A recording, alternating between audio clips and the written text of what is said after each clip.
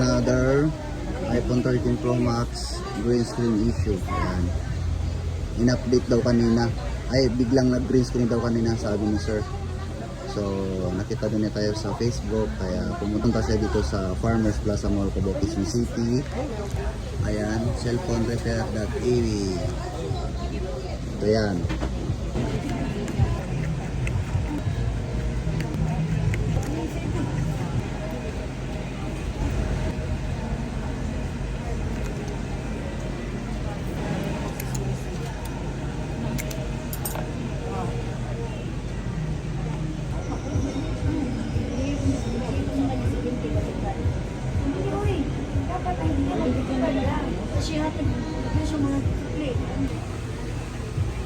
Okay na po yung iPhone 13 Pro Max na gray screen.